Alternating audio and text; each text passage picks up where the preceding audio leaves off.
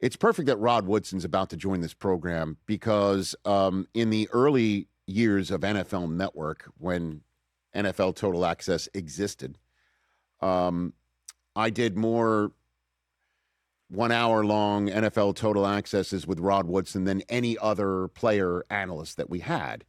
And he told so many great stories. And one story that he told is one that I repeat all the time using the phrase that I heard from this story. He said, and I'll have him repeat it shortly, that Chuck Noll would always tell the team prior to games that the refs at some point are going to blow a call. I mean, that it's so everyone thinking that officiating is bad now. It's always been bad. It's always been a question mark in a world of coaches who are control freaks. That is at the top of the list of uncontrollables. I mean, in terms of uncontrollable, there's injuries, and then there is officiating. It's inevitable. Pretty much. Oh. And he said, Rod, that Chuck Noll would say the way to control that uncontrollable the most is with your play. Win football games by being in front of your opponent so far enough that when the invariably bad call hits, it doesn't affect whether you win or lose. It doesn't happen in the throes of a game that's on the line, and it doesn't matter if it happens in the throes of a game when you're already up by 2 scores or you haven't fallen down by 21 points like, say, the Rams did last night in Atlanta and furiously come back only to fall down by 3 points and have a dot thrown by Matthew Stafford down the field with less than 15 seconds to go to Tutu Atwell being clearly interfered with. And that call costs you. And that's when I sit there and think to myself about this story where Rod Woodson says Chuck Noll would always tell the team, play better than the refs ref. And the Rams did not last night. And I saw it, and so did Joe Buck. And with all due respect to Russell Yerk, the rules analyst of ESPN, I think out of all the rules analysts, he agrees with the calls from his officiating, I guess, colleagues more than anybody else.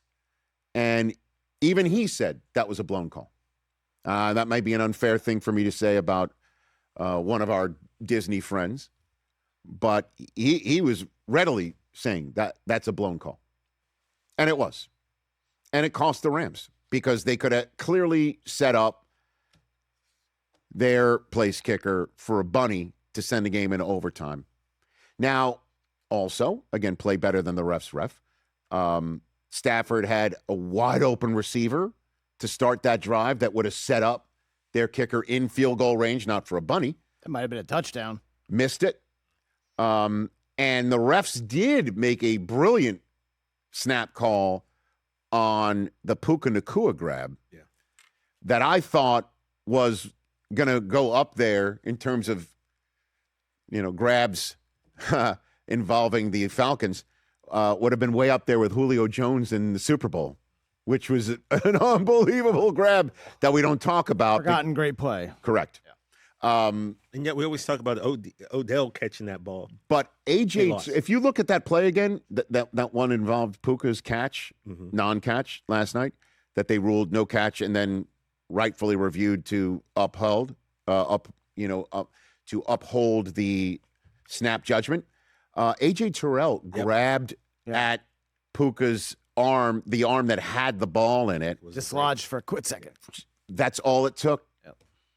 That's all it took. Otherwise he caught it one-handed. Unbelievable. Unreal. And got both feet down. I kept watching his feet to make sure and was like, listen, Puka's in the realm of receivers. Puka's good, man. That the GOAT of anybody who's active, I guess, goes against saying of all time. But one of the greatest of all time at this, and I've told them to his face, DeAndre Hopkins, I tell him, whenever there's ever a question whether you got your feet down, I never question it. You always get your feet down.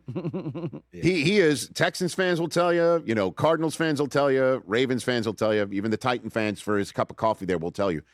If there's ever any question, Devontae Adams is another one. Yeah. I never question whether his feet are in. And same thing with Puka. It's just like, did you have possession? Now that's just the question. Well, Survive the ground. I knew on that replay, Puka's feet would be down. Yeah. It just would be the question, was the ball corralled in time? Yeah. And it was until Terrell ripped at it. Then the ball popped free. Separated. For a quick hot second. Oh, a split second. But his feet had already been up in the air by that point, and he was out of bounds. And that was the right call. So, I'm giving the officials their props there. But again, it's tough for me to swallow, and I'm sure fans feel the same way, is the inconsistency. It's just the inconsistency of making calls with the game on the line or not. Now, the official in question went missing this defensive pass interference may not have been in position. I mean, Tutu Atwell is pretty damn fast. And that may be the reason why it wasn't called. I mean, the official in position was definitely in position in Baltimore a couple of Sunday nights ago when Keyshawn Boutte was tackled before the play, and there was no defensive pass interference. And Mike Vrabel said after the game, the reason he was given when he said, why was there no penalty? He goes, there was no completed catch. He didn't survive the ground. I'm like, well, the reason why he didn't survive the ground is because he was tackled before the ball got there. Now, you know what I mean? Like, let's go first things first. Was there interference before we talk about whether there was a possession on a catch yet? Now, that's not what I mean by the inconsistency. I'm sitting in a booth calling Chargers and Texans, and I'll be very honest with everybody calling a game. I don't do it enough. I'm not fortunate enough to do it enough. I'd love to do it more, or at least I used to feel that way. But it is an exciting thing to do in the moment, calling football games. It's so great. Again, just to share with you, I always talk about things in advance or after the fact on this program. That's all I've done for a living. Calling games, it's my job to deliver the action in real time. It's an exhilarating thing. It's totally different from this endeavor here on this program, absolutely, where dead air is a disaster. But dead air calling football games, it's frequently the right thing to do. The reason why I'm bringing all this up is I really wanted to call a game where Justin Herbert got one more shot at trying to win it. I always want the game to come down to the last second. Every announcer, if any announcer's out there telling you he or she does not care about calling a blowout or wanting to be there and having a last second thing, I don't care which teams are involved. I just want it to come down to the last play. I just really do. Yeah. I want this thing to be a highest rating. I want it to be exciting for you, the fans at home. And so when I saw a sack of C.J. Stroud going to bring Justin Herbert out on the field, one last shot, I'm thinking, all right, here we go. I wasn't rooting for C.J. Stroud to get sacked. I don't root in the moment. It's just I would love for a game to come down to the last second. And there's a penalty. And it's an illegal contact penalty on Tarheeb Still, on Christian Kirk. And I'm looking at it, and I'm thinking to myself, this doesn't have to be called. Like, if it's not called, this is one of those moments where you're not looking at the play saying that's a clear and obvious illegal contact. You could be calling illegal contact on every play in the National Football League. In this case, they went ahead and called it. And it cost the Chargers a moment. Now, again, bringing it all back full circle, the Chargers made so many damn mistakes. Yeah. They allowed a call like that to crop up at the worst possible time for them. And the Texans played well enough to accept that break that they got. Now, defensively, they probably would have put Justin Herbert on his tail because that's what they're doing to everybody right now. Mm-hmm. But that's the inconsistency I'm talking about. Okay, so it doesn't matter where it is in the game. Doesn't matter that it's going to give a fresh set of downs to another team. That I saw ref throwing a flag. The ref saw it. They called it. End of story. What about last night? Is that one of those moments where it's late in the game, anything's got to go? You even thought It's off 10 there that seconds. It's essentially a Hail Mary. But it's still not. You know, it is a go route that had Tutu Atwell had both of his hands at his disposal, and he caught it. I don't think they would have been able to get another playoff to even spike it. They might have run their special teams crew out there. I just don't know if they would have been able to sprint out with time running down to get the field goal or just get the ball even spotted. It would have been that difficult.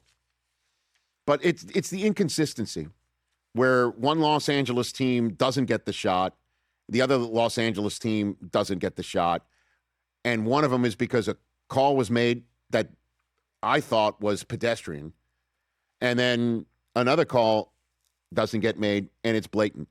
But I'll tell you this, just to bring it all full circle, two things.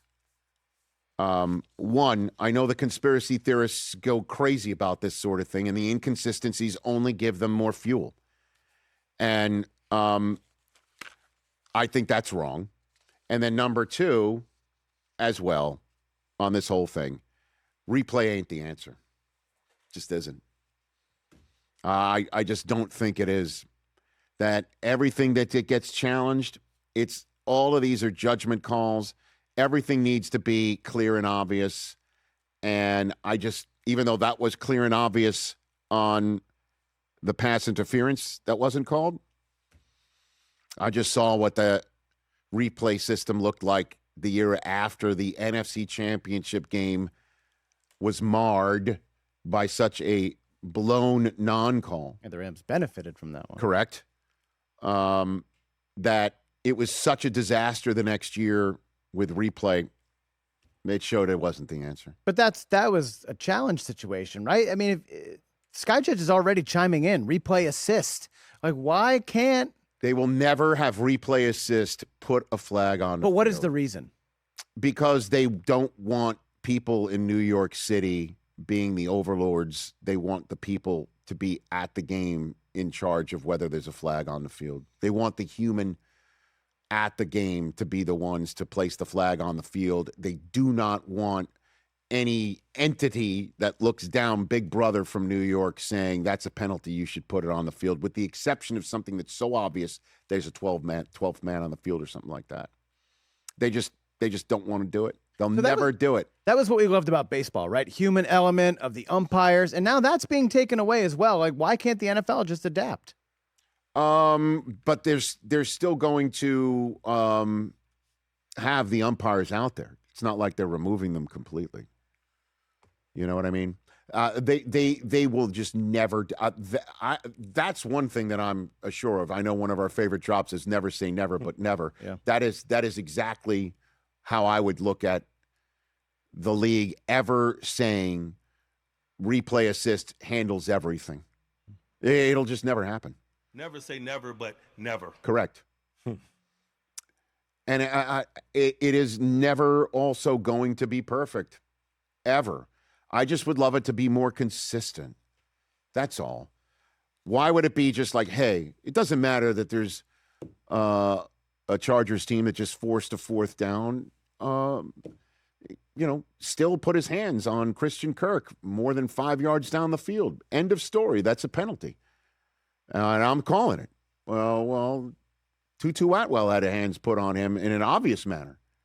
And no call. Is that because there's only 10 seconds to go? That's the inconsistency that drives me nuts. That I'd love for the NFL to somehow fix. I just don't know how fixable it is. There will always be human error. The ultimate fix is to play better. Don't make those mistakes. Don't have a pick six. Don't come away with a turnover on downs. Don't let Bijan Robinson run 93 yards. It's easier said than done on that one. Yeah. Hey, you made it all the way to the end. Thanks for that. Check us out every single day streaming live on Disney Plus and the ESPN app 12 to 3 Eastern.